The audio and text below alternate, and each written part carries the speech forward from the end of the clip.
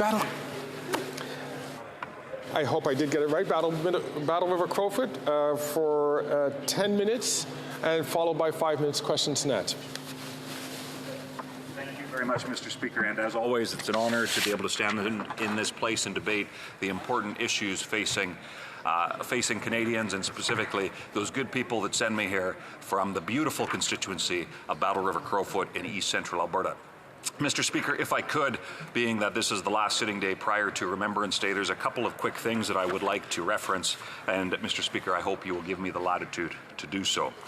Mr. Speaker, today I met with Harold and Mike, members of the Persian Gulf Veterans Association of Canada. And Mr. Speaker, it was an interesting meeting where I had the opportunity to hear from these two distinguished retired service men about how their time in service to our country is not considered having been one that was fought in a war. So, Mr. Speaker, I wanted to acknowledge that specifically here today as an appropriate commemoration, truly, I believe, would be to ensure that those who have served in our country's armed forces, especially during times of conflict, are acknowledged accordingly.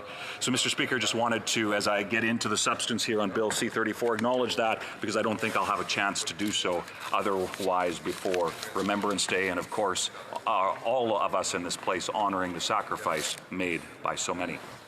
Mr. Speaker, we join into debate here on Bill C-34, a bill where there are 7 parts that address a host of issues in relation to the amendments to the Investment Canada Act. And in particular, there's a few things that I would like to highlight over the time that I have here today, and I listened with great interest this morning and previous debates, and having had participated in previous discussions related to this bill, wanted to ensure that aspects of this are... I'll make it easy. Is the honourable member going to be sharing his time? The honourable member for Battle River Crowfoot. Yes, thank you very much.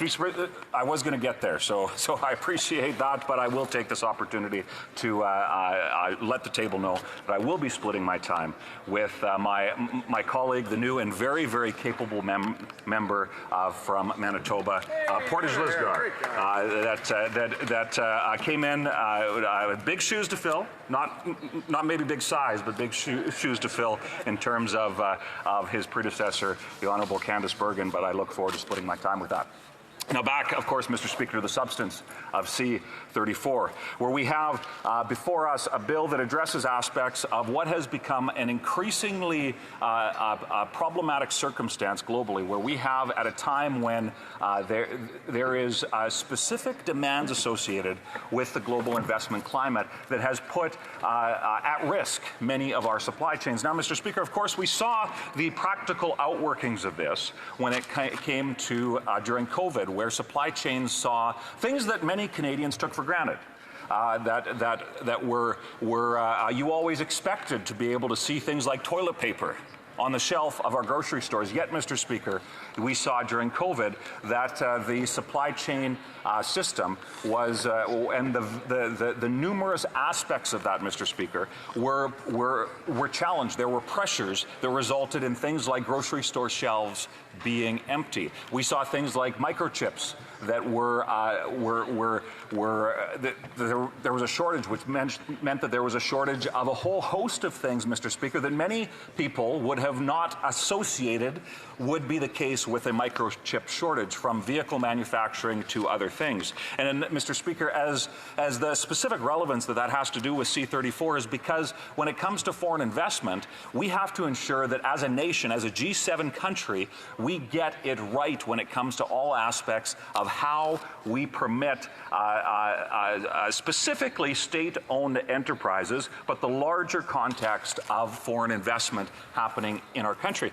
Mr. Speaker, I don't think anybody in this House would argue that there certainly is investment needed, and that Canada should be a destination to invest, a destination for capital. And we have seen that over the course of our history. And certainly I look back to the time when Stephen Harper was Prime Minister. The predictable business environment that existed within this country was one that was envied around the world. And we saw, in the midst of incredibly challenging global economic circumstances, Canada was a beacon of hope and predictability where people could invest and see some certainty. And over the course of the challenges that we've seen over the last number of years, whether that be with relation to the COVID pandemic, whether that be in relation to the host of concerns surrounding supply chains, or just the fact that over the last decade or so, there has been a radical shift in the geopolitical objectives of certain state players around the world. And I would notably say that the People's Republic of China would be at the top of that list, although not limited to them.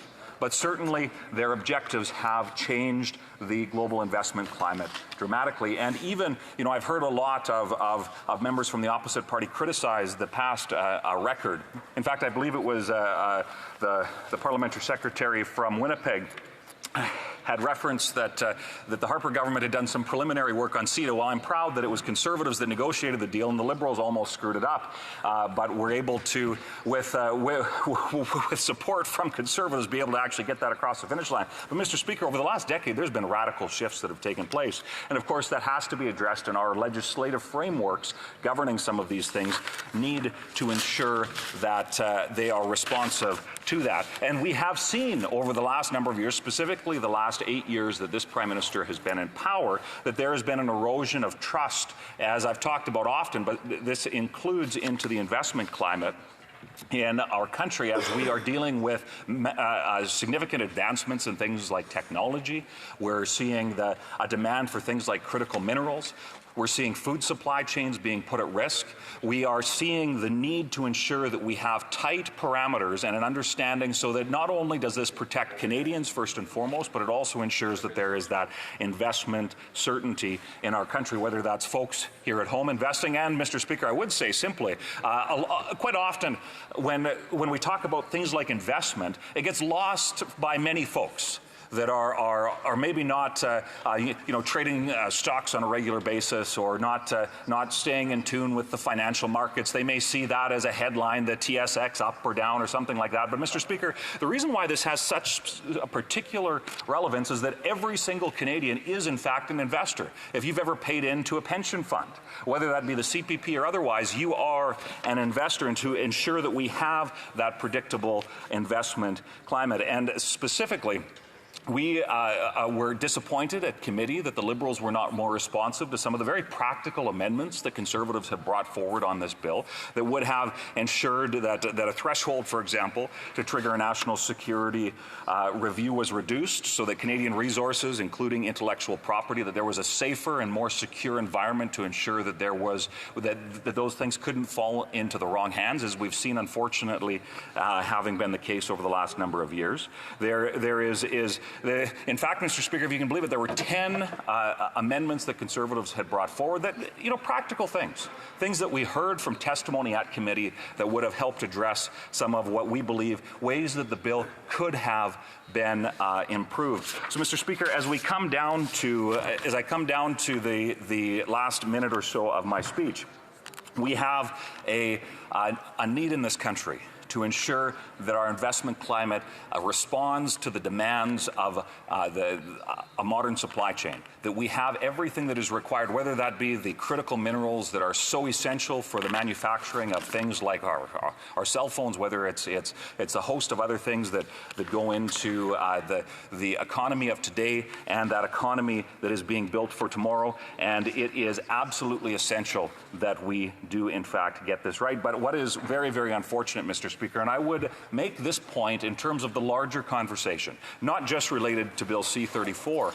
but that we have to take seriously that transactions, when it comes to foreign investment in Canada, we have to take seriously the national security implications. And this is not only when it comes to big multinational mergers and whatnot that may make headlines, but we heard at committee and we've heard throughout the course of debate that there's a host of periphery discussions that are required when it comes to strategic investments that may serve the geopolitical interests of foreign states, some of which are hostile to our national interest. And if we don't take these things seriously, we can see a diminishment of Canada being able to not only have a secure economy for our people, but to be that secure investment environment for capital that is so very essential. So, Mr. Speaker, as we continue the debate on C-34, I hope that we can take seriously how important not only this bill is in terms of the issues that it is purported to address, but, Mr. Speaker, the host of concerns surrounding foreign investment and how we can ensure that we get it right so that Canadians can depend on a predictable environment for their capital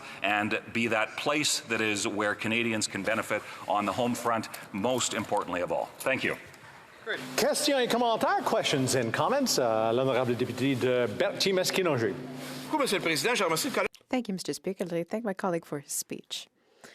At the Bloc Québécois, we think that C-34 doesn't go far enough when it comes to protecting our best companies, including innovations and small and medium businesses who get bought up by foreign interests. Often, an important innovation becomes profitable abroad. There's not enough transactions that come under review. I'd like to hear my colleague about that. Does he think we should be doing more to protect our innovative small businesses and company headquarters?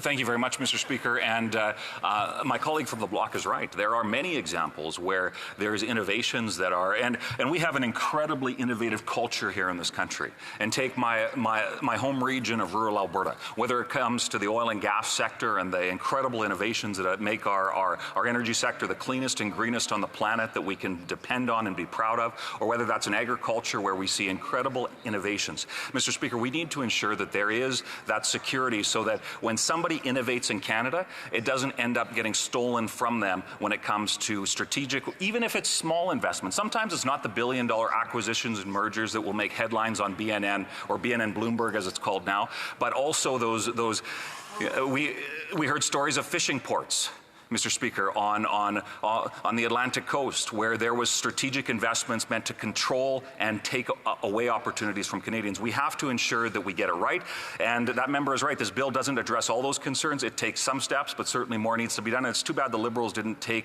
our advice seriously and pass the common sense amendments that we brought forward during the committee discussion. Questions and comments. Questions et commentaires. The honourable member for Timmins James Bay. Mr. Speaker, I listened with great interest to my honourable colleague on the issue of critical minerals representing Timmins James Bay, which has some of the greatest base metal and critical mineral deposits anywhere. There's a number of issues that we need to face in Canada in terms of being able to compete in this fast-moving energy transformation. Number one is making sure that that supply chain is able to benefit our economy. We know that other international economies are desperate to get metals, but the other issue is strategic. And that is about whether or not we put a lens of sustainability. For example, metals like cobalt, lithium that are controlled by China, that are being exploited in really brutal conditions, for example, in Democratic Republic of Congo, that we need to actually have a supply chain that says we can do it sustainably, we can do it with good jobs, we can do it with investment, and we can do it to build up a Canadian North American economy as opposed to simply going to the bottom line of what's happening in Democratic Republic of Congo and Chinese control and horrific human rights abuses. I'd like to hear what my honourable colleague has to say on that. Honourable Crowfoot. Thank you very much. Thank you very much, Mr. Speaker. You know what's tragic about the comments that member just made? Because I agree with them. We do need to ensure that we protect the critical minerals that are essential to our economy. We need to ensure that Canada is the place where we have an abundance of those things, whether it's lithium from my home province that is in what's known as produced water, a byproduct of oil. But, Mr. Speaker, here's the tragedy. That member is talking about cobalt, a very important part of the modern economy. But it's also that member that stands against Canadian oil and gas development. So, Mr. Speaker, he's concerned about human rights abuses when it comes to critical minerals being and the abuses associated with that production abroad. Yet he wants him and his coalition partners in the NDP want to see energy production outsourced from Canada to jurisdictions where they do not care about human rights, where they do not care about LGBT rights, where they do not care about the dignity of humanity, and they would even go as far, Mr. Speaker, as to fund the war machines that would kill citizens in countries like Ukraine. Mr. Speaker, it is tragic that they either are ignorant to that reality or they simply are intentionally conflating the fact that we could be a leader when it comes to all critical minerals, all energy, yet it's because of individuals like that and the ideology of that coalition that's holding Canada back. Well,